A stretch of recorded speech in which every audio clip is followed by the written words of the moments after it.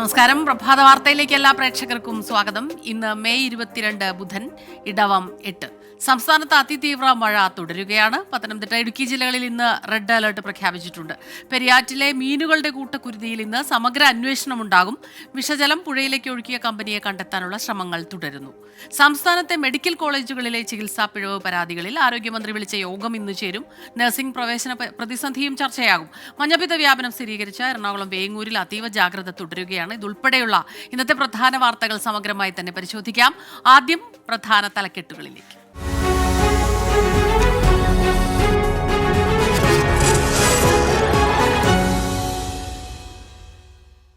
24-ന്റെ വാർത്താ പ്രഭാതത്തിലേക്ക് എല്ലാ പ്രേക്ഷകർക്കും ഒരിക്കൽ കൂടി സ്വാഗതം. ആദ്യം പോകുന്നത് സംസ്ഥാനത്തെ മഴ വാർത്തകളിലേക്കാണ്. 24 മണിക്കൂറിനുള്ളിൽ ബംഗാൾ ഉൾക്കടലിൽ ന്യൂനമർദ്ദം രൂപപ്പെടാൻ സാധ്യതയുണ്ട്. സംസ്ഥാനത്ത് അതിതീവ്ര മഴയുണ്ടാകുമെന്ന് കേന്ദ്ര കാലാവസ്ഥാ വകുപ്പിന്റെ മുന്നറിയിപ്പുണ്ട്.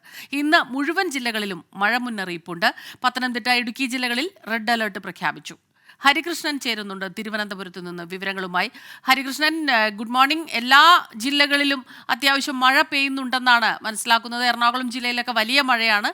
എന്തെല്ലാം മുന്നറിയിപ്പുകളുണ്ട് കാലാവസ്ഥാ വകുപ്പിന്റെ?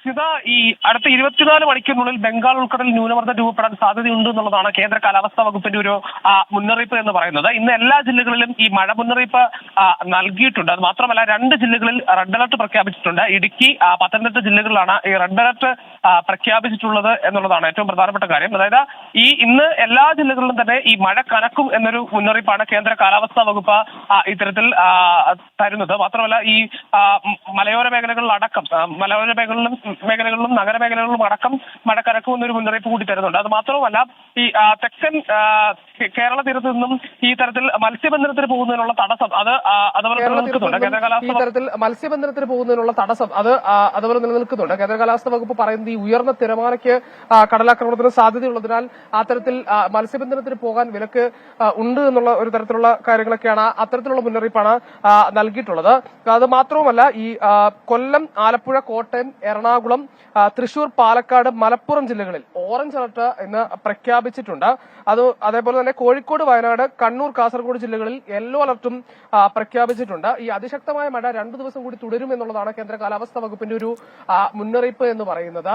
ഈ ഒരു ചക്രവാത ചുഴി രൂപപ്പെട്ടിട്ടുണ്ട്. ബംഗാൾ ഉൾക്കടലിൽ ന്യൂനമർദ്ദം കൂടി വരുമ്പോഴേക്കും അത് അത്തരത്തിൽ മഴ കനക്കും എന്ന് തന്നെയാണ് കേന്ദ്ര കാലാവസ്ഥാ വകുപ്പിന്റെ ഒരു മുന്നറിയിപ്പ്. അത് മാത്രവുമല്ല, ഈ തരത്തിൽ ഈ മഴയിൽ വലിയ നാശനഷ്ടങ്ങൾ ഉണ്ടാകാനുള്ള സാധ്യത, അല്ലെങ്കിൽ അത്തരത്തിലുള്ള ദുരന്തങ്ങൾ ഉണ്ടാകാനുള്ള സാധ്യതയുണ്ട്. അത് കൂടി കണക്കിലെടുത്തുകൊണ്ട് പൊതുജനങ്ങൾ ജാഗ്രത പാലിക്കണമെന്ന് കൂടി കാലാവസ്ഥാ വകുപ്പ് ഒരു മുന്നറിയിപ്പ് നൽകുന്നുണ്ട് എന്നുള്ളതാണ്. ഈ തിരുവനന്തപുരം ജില്ലയെ സംബന്ധിച്ചിടത്തോളം ഈ കഴിഞ്ഞ ദിവസങ്ങളിലൊക്കെ മഴയുണ്ടായിരുന്നു. ഇന്നലെ പകൽ മഴ മാറി നിന്നെങ്കിലും രാത്രി മഴ കനക്കും. ഇപ്പോഴും ഇന്ന് രാവിലെ മഴ തുടർന്നുകൊണ്ടിരിക്കുകയാണ്. പക്ഷെ വലിയ നാശനഷ്ടങ്ങളൊന്നും റിപ്പോർട്ട് ചെയ്തിട്ടില്ല എന്നുള്ളതാണ്. ഏതായാലും പൊതുജനങ്ങളടക്കം ജാഗ്രത പാലിക്കണമെന്നൊരു മുന്നറിയിപ്പാണ് കേന്ദ്ര കാലാവസ്ഥാ വകുപ്പ് നൽകുന്നത്. സ്മിത. ഹരികൃഷ്ണൻ, ഒരു കാര്യം കൂടി, പല ജില്ലകളിലും രാത്രി മുഴുവൻ നിർത്താതെ മഴ പെയ്യുന്ന ഒരു സാഹചര്യമുണ്ട്. മുൻകാലത്തെ പോലെ തന്നെ ഇപ്പോൾ ഈ പുതിയ ഒരു രീതിയിൽ കാണുമ്പോൾ ഉഷ്ണതരംഗം വരുന്നത് പോലെ തന്നെ കേരളത്തിൽ ഇതുവരെ കാണാത്ത പോലെ ഒരൊറ്റ മഴയ്ക്ക് വല്ലാത്ത വെള്ളം പൊങ്ങുന്ന ഒരു അവസ്ഥ. അത് മഴ പെയ്യുന്നതിൻ്റെ അളവ് കൂടുന്നു എന്ന് വിദഗ്ധർ പറയുമ്പോഴും തിരുവനന്തപുരം, കൊച്ചി തുടങ്ങിയ നഗരങ്ങളിൽ, കോഴിക്കോടാകട്ടെ, നഗരപ്രദേശങ്ങളിൽ വലിയ വെള്ളക്കെട്ടുണ്ടാകുന്നു. തിരുവനന്തപുരം നഗരത്തെ ജനങ്ങളുടെ ആ ഒരു ദുരിതമൊക്കെ നമ്മൾ കണ്ടതാണ്. അപ്പോൾ ഇന്നിപ്പോൾ അവിടുത്തെ ഒരു സ്ഥിതി എന്താണ്?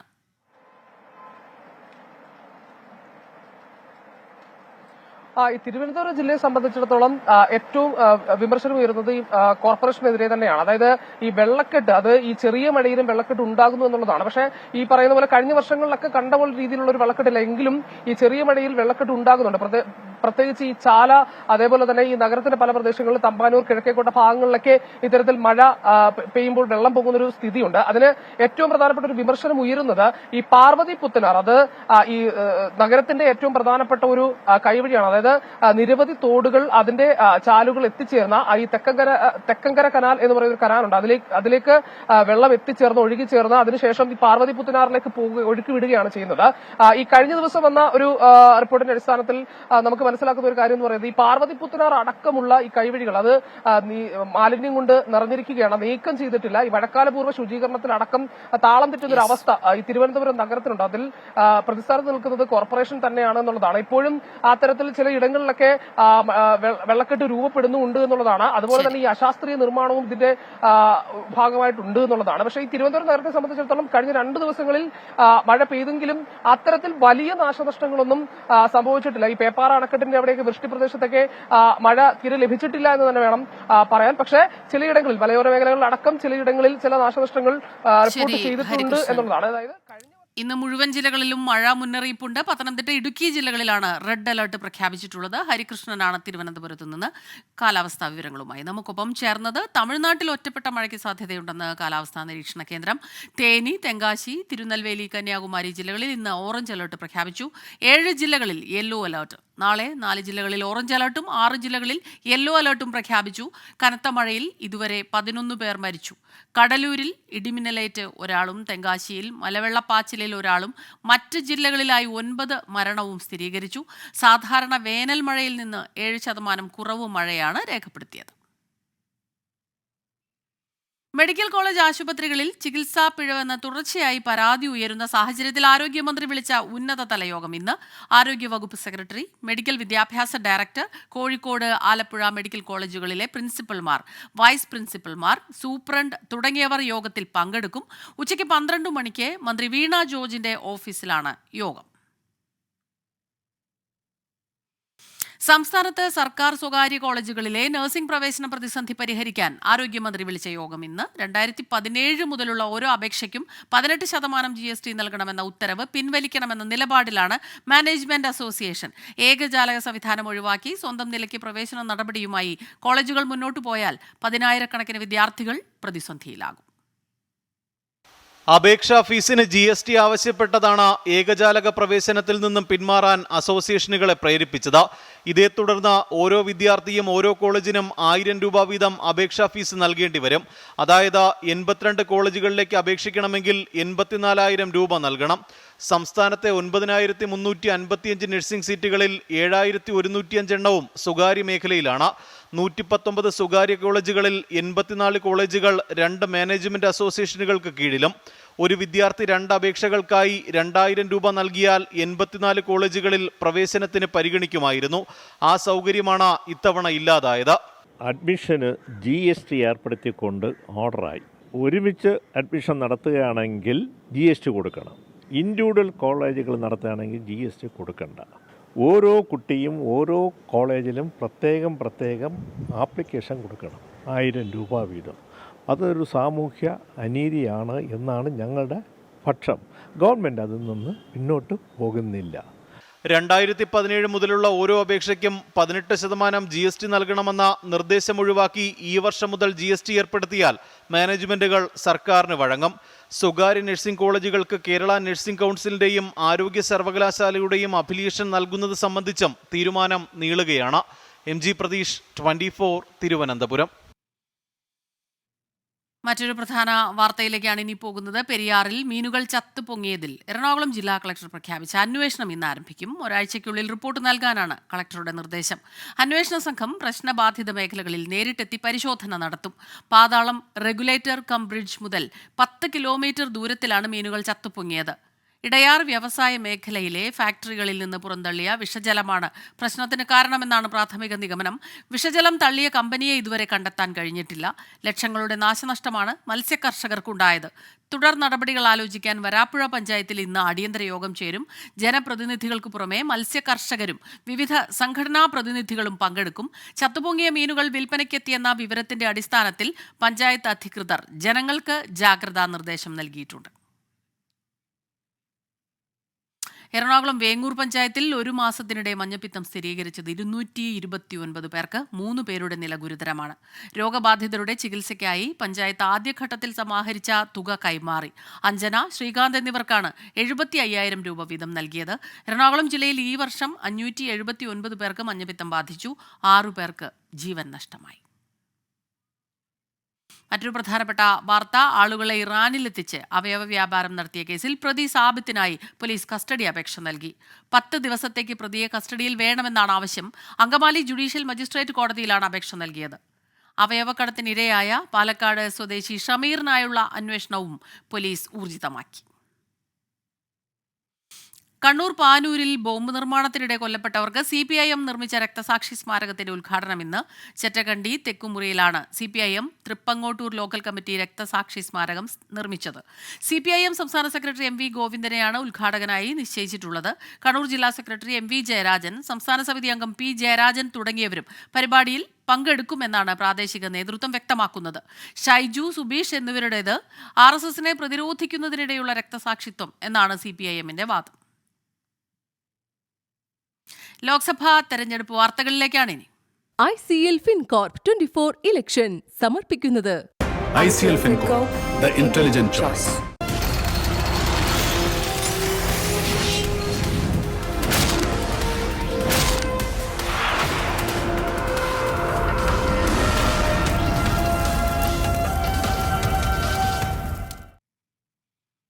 ആറാം ഘട്ടത്തിൽ വോട്ടെടുപ്പ് നടക്കുന്ന മണ്ഡലങ്ങളിൽ പ്രചാരണം ശക്തമാക്കി രാഷ്ട്രീയ പാർട്ടികൾ. നാളെ പരസ്യ പ്രചാരണം അവസാനിക്കും. പ്രധാനമന്ത്രി നരേന്ദ്രമോദി ഉത്തർപ്രദേശിലെയും ഡൽഹിയിലെയും വിവിധ റാലികളിൽ ഇന്ന് പങ്കെടുക്കും. രാഹുൽ ഗാന്ധി ഹരിയാനയിലെ പ്രചാരണ പരിപാടികളുടെ ഭാഗമാകും. ഡൽഹിയിലെ വിവിധ മണ്ഡലങ്ങളിൽ കേരളത്തിൽ നിന്നെത്തിയ കോൺഗ്രസ് BJP നേതാക്കളും പ്രചാരണം തുടരും. KPCC അധ്യക്ഷൻ K സുധാകരനും BJP ദേശീയ സമിതി അംഗം PK കൃഷ്ണദാസുമാണ് ഇരുവിഭാഗങ്ങളിലും പ്രചാരണ പ്രവർത്തനങ്ങൾക്ക് നേതൃത്വം നൽകുന്നത്. അരവിന്ദ് കെജ്രിവാൾ, പ്രിയങ്ക ഗാന്ധി, അമിത്ഷാ, രാജ്നാഥ് സിംഗ്, മമതാ ബാനർജി, സീതാറാം യെച്ചൂരി തുടങ്ങിയ നേതാക്കളും പ്രചാരണ രംഗത്ത് സജീവമാണ്. ഡൽഹിയിൽ തെരഞ്ഞെടുപ്പ് പ്രചാരണത്തിന്റെ അവസാന ലാപ്പിൽ സജീവമായി കേരളത്തിലെ കോൺഗ്രസ് നേതാക്കൾ. KPCC അധ്യക്ഷൻ K സുധാകരനും പ്രവർത്തകരും അടങ്ങുന്ന 45 അംഗ സംഘമാണ് ഡൽഹിയിൽ ക്യാമ്പ് ചെയ്ത് മലയാളികളുടെ വോട്ടുറപ്പിക്കുന്നത്. സ്ഥാനാർത്ഥി കുൽദീപ് കുമാർ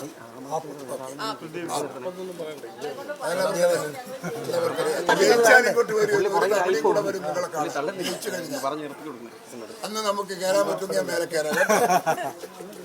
നാട്ടിലെ തെരഞ്ഞെടുപ്പ് പ്രവർത്തനങ്ങൾക്ക് ശേഷം ഇപ്പോൾ കേരളത്തിലെ കോൺഗ്രസ് നേതാക്കൾ ഡൽഹിയിലെത്തിയിരിക്കുകയാണ്. KPCC അധ്യക്ഷൻ K സുധാകരൻ നേതൃത്വത്തിലുള്ള കോൺഗ്രസ് സംഘമാണ് ഡൽഹി മലയാളികളുടെ വോട്ടുറപ്പിക്കാനായി ഇപ്പോൾ രാജ്യതലസ്ഥാനത്ത് എത്തിയിരിക്കുന്നത്. ഈസ്റ്റ് ഡൽഹി മണ്ഡലത്തിലെ മലയാളി വോട്ടർമാരെ നേരിൽ കണ്ട് വോട്ട് തേടുകയാണ് ഇപ്പോൾ കേരളത്തിലെ കോൺഗ്രസ് നേതാക്കൾ. K സുധാകരനും അതോടൊപ്പം തന്നെ ജെബി മേത്തർ MP കൂടാതെ ചാണ്ടി MLA ഉൾപ്പെടെയുള്ള സംഘങ്ങളാണ് ഇപ്പോൾ ഇവിടെ ഡൽഹിയിലെ ഓരോ വീടുകൾ കേന്ദ്രീകരിച്ചും ഇപ്പോൾ വോട്ടുറപ്പിക്കാനായി രംഗത്തുള്ളത്.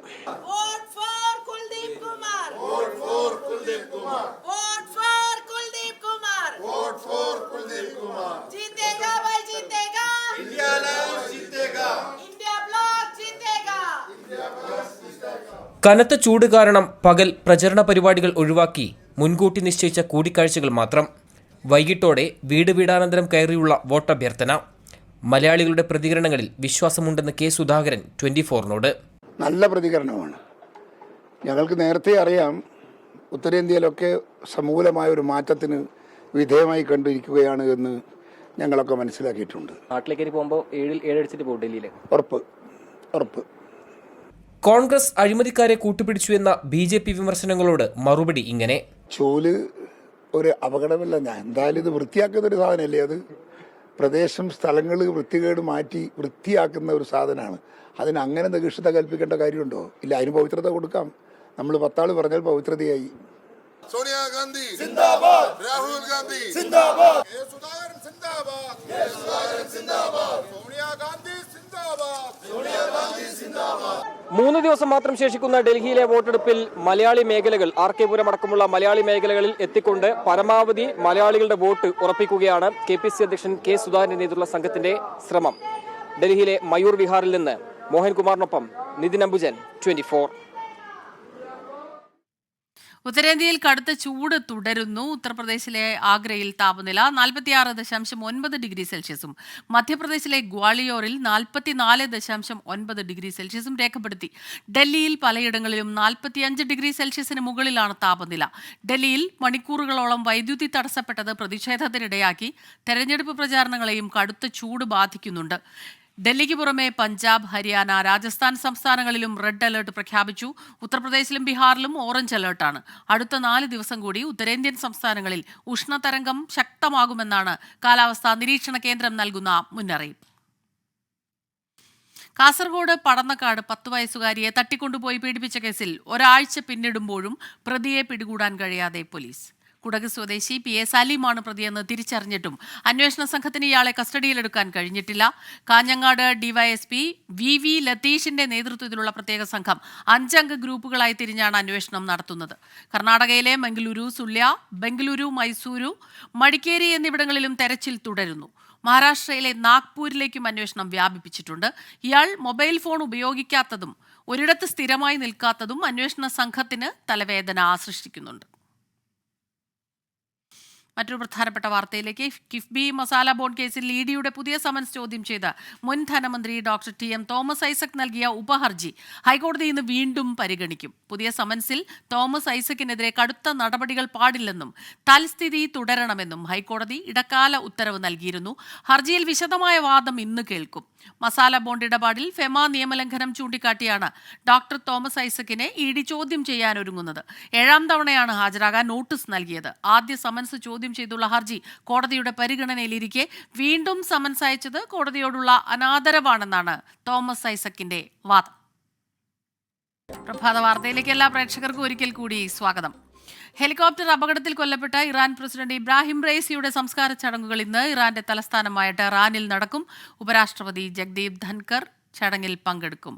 ടെഹ്റാൻ സർവകലാശാലയിൽ നടക്കുന്ന ചടങ്ങുകൾക്ക് ഇറാന്റെ പരമോന്നത നേതാവ് ആയത്തുള്ള അലി ഖമൈനി നേതൃത്വം നൽകും. ഇറാനിയൻ പതാകകളും പ്രസിഡന്റിന്റെ ഛായാചിത്രങ്ങളും വീശിക്കൊണ്ട് 10,000-ങ്ങളാണ് ഇതിനോടകം ഒത്തുകൂടിയത്. മറ്റ് രാജ്യങ്ങളിൽ നിന്നെത്തുന്ന അതിഥികൾക്ക് ആദരാഞ്ജലി അർപ്പിക്കാൻ സദാബാദ് കോംപ്ലക്സിൽ മൃതദേഹങ്ങൾ പൊതുദർശനത്തിന് വയ്ക്കും. ഇബ്രാഹിം റൈസിയുടെ മരണത്തിൽ ഇന്ത്യ ഉൾപ്പെടെ നിരവധി രാജ്യങ്ങൾ അനുശോചനം രേഖപ്പെടുത്തിയിരുന്നു. പാകിസ്ഥാനിലും ഇറാഖിലും 1 ദിവസത്തെ ദുഃഖാചരണം പ്രഖ്യാപിച്ചു. ഇറാനിൽ 5 ദിവസത്തേക്ക് ദേശീയ ദുഃഖാചരണമാണ്. പറവൂർ പീഡനക്കേസിൽ കുടുക്കുമെന്ന് ഭീഷണിപ്പെടുത്തി പ്രവാസി വ്യവസായിയിൽ നിന്ന് പണം തട്ടാൻ ശ്രമിച്ച കേസിൽ അന്വേഷണം ഊർജിതമാക്കി പോലീസ്. അറസ്റ്റിലായ കൊച്ചിയിലെ വിവരാവകാശ പ്രവർത്തകൻ ബോസ്കോ കളമശ്ശേരിയെ പോലീസ് നാളെ കസ്റ്റഡിയിൽ വാങ്ങും. പ്രവാസി വ്യവസായിയെ ഫോണിൽ വിളിച്ച പറവൂർ പെൺവാണിഭ കേസിൽ കുടുക്കുമെന്നാണ് ഭീഷണിപ്പെടുത്തിയത്. അതിജീവിതയെ കൊണ്ട് മൊഴി മാറ്റി നൽകുമെന്നും തുടർച്ചയായ ഭീഷണി. അല്ലാത്ത പക്ഷം 2.5 കോടി രൂപ നൽകണമെന്നായിരുന്നു ആവശ്യം. പണം നൽകാതായതോടെ അപകീർത്തിപ്പെടുത്തുന്ന തരത്തിൽ യൂട്യൂബ് ചാനലിൽ വീഡിയോ നൽകി ഭീഷണിപ്പെടുത്തുകയും ചെയ്തു. ഇതോടെ പ്രവാസി വ്യവസായി Thrissur city police commissioner Ankit അശോകന് പരാതി നൽകുകയായിരുന്നു. അന്വേഷണത്തിനായി Thrissur east station inspector Sujith ദാസിന്റെ നേതൃത്വത്തിൽ പ്രത്യേക സ്ക്വാഡ് രൂപീകരിച്ചു. 2.5 മാസം നടത്തിയ അന്വേഷണത്തിൽ കഴമ്പുണ്ടെന്ന് ബോധ്യപ്പെട്ടു. ഇതിനു പിന്നാലെ ബോസ്കോ കളമശ്ശേരിയെയും തിരുവനന്തപുരം ശാസ്തമംഗലം സ്വദേശി ലോറൻസിനെയും അറസ്റ്റ് ചെയ്യുകയായിരുന്നു. പണം ആവശ്യപ്പെടുന്ന ഉൾപ്പെടെയുള്ള ഓഡിയോ പോലീസിന് ലഭിച്ചു. ഇതോടെയാണ് കൂട്ടാളികളായ 3 പേർക്ക് കൂടി വേണ്ടി പോലീസ് അന്വേഷണം ഊർജിതമാക്കിയത്. വ്യാഴാഴ്ച ബോസ്കോ കളമശ്ശേരിയെയും കൂട്ടുപ്രതിയെയും കസ്റ്റഡിയിൽ വാങ്ങി ചോദ്യം ചെയ്യാനാണ് പോലീസ് നീക്കം. ഇതോടെ കേസിൽ ഉൾപ്പെട്ടവരുടെ കൂടുതൽ വിവരങ്ങൾ കണ്ടെത്താനാകുമെന്ന പ്രതീക്ഷയിലാണ് പോലീസ്. 24 തൃശൂർ. മൂന്നാറിലെ തോട്ടം മേഖലയിൽ വിദ്യാർത്ഥികൾക്ക് ജാതി സർട്ടിഫിക്കറ്റ് ലഭിക്കാൻ കാലതാമസമെന്ന് പരാതി. ഇതോടെ ഉപരിപഠനത്തിന് അപേക്ഷിക്കുന്നതിൽ പ്രതിസന്ധി നേരിടുകയാണിവർ. മൂന്നാറിലെ തോട്ടം തൊഴിലാളികളുടെ മക്കളാണ് മേഖലയിലെ വിദ്യാർത്ഥികളിൽ ഏറെയും. കോളേജ് അഡ്മിഷന് ജാതി സർട്ടിഫിക്കറ്റ് വേണം. എന്നാൽ കൃത്യസമയത്ത് സർട്ടിഫിക്കറ്റ് കിട്ടുന്നില്ല എന്നാണ് പരാതി. കൂടുതൽ പേരും തമിഴ്നാടാണ് ഉപരിപഠനത്തിന് തിരഞ്ഞെടുക്കുന്നത്. ജാതി സർട്ടിഫിക്കറ്റ് ലഭിക്കാനുണ്ടാകുന്ന താമസം സാധ്യത ഇല്ലാതാക്കുന്നു എന്നാണ് പരാതി. മൂന്നാറിൽ இன்னைக்கு தோட்டம் தொழிலாளருடைய பிள்ளைகளும் காலனியில் இருக்கக்கூடிய பிள்ளைகள் எல்லாம் 10th +2 எல்லாம் முடிச்சுட்டு இருக்காங்க. அவங்களுக்கு ஜாதி சர்டிஃபிகேட் கேட்டால் இன்னைக்கு 100க்கும் மேற்பட்ட ஜாதி சர்டிஃபிகேட் கொடுக்காம இன்னைக்கு வில்லேஜிலும் താലൂക്കിലും കെട്ടിക്കിടക്കും. இந்த സർട്ടിഫിക്കറ്റ് കൊടുക്കാമ അവങ്ങളെ വേട്ടയാടിക്കിട്ട് இருக்கிறாங்க. വില്ലേജ് ഓഫീസിൽ നിന്ന് ജാതി സർട്ടിഫിക്കറ്റ് ലഭിക്കാൻ ഓൺലൈനായാണ് അപേക്ഷിക്കേണ്ടത്. ഒരുമിച്ച് ഇത്രയേറെ അപേക്ഷകൾ വന്നതാണ് കാലതാമസത്തിന് കാരണം. പ്രശ്നം പരിഹരിക്കാൻ നടപടിയെടുക്കണമെന്നാണ് ആവശ്യം. 24 ഇടുക്കി. പാലക്കാട് മണ്ണാർക്കാട് നായാടിക്കുന്നിലെ അംഗൻവാടിയും പരിസരവും സാമൂഹ്യവിരുദ്ധരുടെ താവളമാകുന്നു. കുരുന്നുകൾ ആദ്യാക്ഷരം കുറിക്കേണ്ട സ്ഥലം ഇപ്പോൾ ലഹരി സംഘത്തിന്റെ കേന്ദ്രമായി മാറിയിരിക്കുകയാണ്.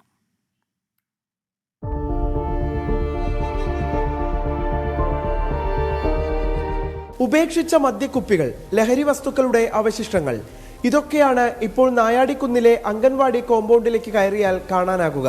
ഇതോടെ രാത്രിയായാൽ പ്രദേശവാസികൾക്ക് അംഗൻവാടിയുടെ മുന്നിലൂടെ നടക്കാൻ പോലും കഴിയാത്ത സാഹചര്യമായി. കഴിഞ്ഞ ദിവസം അംഗൻവാടിയിലെ കുഴൽക്കിണറിലെ മോട്ടറും കുട്ടികൾ നട്ട ചെടികളും ചെടിച്ചട്ടികളും ബെഞ്ചും ഡെസ്കും ഉൾപ്പെടെ സാമൂഹ്യ വിരുദ്ധർ നശിപ്പിച്ചിരുന്നു. സംഭവത്തിൽ മണ്ണാർക്കാട് പോലീസിലും എക്സൈസിലും വാർഡ് അംഗമടക്കം പരാതി നൽകിയിട്ടുണ്ട്. രാവിലെ ഇന്ന് ടീച്ചർ അംഗനവാടിയിലേക്ക് വന്നപ്പോൾ കണ്ട സംഭവങ്ങളാണ് ഇത്.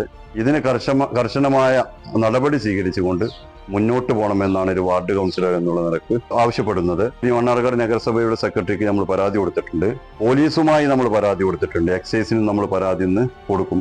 പ്രദേശത്ത് CCTV ക്യാമറയും ലൈറ്റുകളും സ്ഥാപിക്കണമെന്ന് നിരന്തരം കൗൺസിൽ യോഗത്തിൽ ആവശ്യപ്പെട്ടിരുന്നതായാണ് കൗൺസിലർ മൻസൂർ പറയുന്നത്. വിവരമറിഞ്ഞ് മണ്ണാർക്കാട് നഗരസഭാ സെക്രട്ടറി M സതീഷ് കുമാർ സ്ഥലം സന്ദർശിച്ചു. 24 പാലക്കാട്. പെരിയാറിൽ മീനുകൾ കൂട്ടത്തോടെ ചത്തുപൊങ്ങിയതിൽ കോടികളുടെ നഷ്ടമെന്ന് ഫിഷറീസ് വകുപ്പ്. 150-ലധികം മത്സ്യക്കൂടുകളിൽ വിഷജലം നാശം വിതച്ചു. മത്സ്യകർഷകർക്ക് അടിയന്തര സമാശ്വാസം എത്തിക്കണമെന്ന് ഫിഷറീസ് വകുപ്പ്. ശ്രീകാന്ത് ചേരുന്നുണ്ട് വിവരങ്ങളുമായി. ശ്രീകാന്ത്, ഈ മത്സ്യകർഷകരുടെ ആ ഒരു വിഷമം ഇന്നലെ നമ്മൾ കണ്ടതാണ്. വലിയ നാശനഷ്ടം ഉണ്ടായിട്ടുണ്ടെന്ന് ഇപ്പോൾ റിപ്പോർട്ടുകളും എത്തുന്നു. എന്താണ് കൂടുതൽ വിവരങ്ങൾ? സ്മിത, പെരിയാറിലെ ഈ മത്സ്യക്കുരുതിയുമായി ബന്ധപ്പെട്ട് ഇപ്പോൾ ഫിഷറീസ് വകുപ്പ് അതിന്റെ നാശനഷ്ടങ്ങളുടെ കണക്കെടുത്തിട്ടുണ്ട്. അത് കോടികൾ വരും എന്നുള്ളതാണ് പറയുന്നത്. ഏറ്റവും കൂടുതൽ നഷ്ടമുണ്ടായത് വരാപ്പുഴ പഞ്ചായത്തിലാണ് എന്നവർ ചൂണ്ടിക്കാട്ടുന്നു.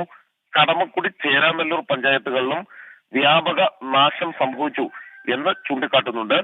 150-ലധികം മത്സ്യക്കൂടുകളിലെ മത്സ്യം പൂർണ്ണമായും ചത്തു എന്നാണ് പറയുന്നത്. 25 ലക്ഷം രൂപയിലധികം കർഷകന് ശരാശരി നഷ്ടമുണ്ടായി എന്നാണ് നിലവിൽ കിട്ടുന്ന പ്രാഥമിക കണക്ക്. ഈ വിഷജലം കൊച്ചി കോർപ്പറേഷൻ പരിധിയിലും എത്തിയിട്ടുണ്ടെന്നും കർഷകർക്ക് അടിയന്തര സമാശ്വാസം എത്തിക്കണമെന്നും ഈ ഫിഷറീസ് വകുപ്പ് പറയുന്നു. എന്ത് നടപടിയാണ് സ്വീകരിക്കാൻ പോകുന്നത് എന്ന് ഇന്നറിയാം. ഇന്നൊരു പക്ഷേ അസിസ്റ്റന്റ് കളക്ടറുടെ നേതൃത്വത്തിൽ അവിടെ സബ് കളക്ടറുടെ നേതൃത്വത്തിൽ അവിടെ പരിശോധനകൾ നടന്നേക്കാം. ശരി. പെരിയാറിൽ മീനുകൾ കൂട്ടത്തോടെ ചത്തുപൊങ്ങിയതിൽ കോടികളുടെ നഷ്ടമുണ്ടെന്നാണ് ഫിഷറീസ് വകുപ്പിന്റെ വിലയിരുത്തൽ. 150-ലധികം മത്സ്യക്കൂടുകളിൽ വിഷജലം നാശം വിതച്ചു. ശ്രീകാന്ത് കൊച്ചിയിൽ നിന്ന് വിവരങ്ങളുമായി നമുക്കൊപ്പം ചേരുകയായിരുന്നു. മറ്റൊരു പ്രധാനപ്പെട്ട വാർത്തയിലേക്ക് പോവുകയാണ്. പ്രഭാത വാർത്ത ഇനി. Thiruvananthapuram SP Medifort multi speciality ആശുപത്രിയുടെ പ്രവർത്തനം ആരംഭിച്ചു. തിരുവനന്തപുരം ഈഞ്ചക്കലിലാണ് അത്യാധുനിക സൗകര്യങ്ങളോടുകൂടി ആശുപത്രി പ്രവർത്തനം തുടങ്ങിയത്. 5 ലക്ഷം സ്ക്വയർ ഫീറ്റിൽ 500-ലധികം കിടക്കകൾ, 170 ICU കിടക്കകൾ, നിർമ്മിത ബുദ്ധിയുടെ സഹായത്തോടെയുള്ള 3D ഹൈബ്രിഡ് കാറ്റ് ലാബ്, ന്യൂറോ സർജറിക്കുള്ള റോബോട്ടിക് സർജറി സംവിധാനം തുടങ്ങിയവയാണ് പ്രത്യേകതകൾ. ലോകോത്തര നിലവാരത്തിലുള്ള ചികിത്സാ സംവിധാനം ഉപഭോക്താക്കൾക്ക് നൽകുകയാണ് ലക്ഷ്യമെന്ന് അധികൃതർ അറിയിച്ചു. ഇതോടെ പ്രഭാത വാർത്തകൾ പൂർണ്ണമാകുന്നു. ഇനി good morning with R Sreekandan Nair കാണാം. SKN ചേരുന്നു. നമസ്കാരം.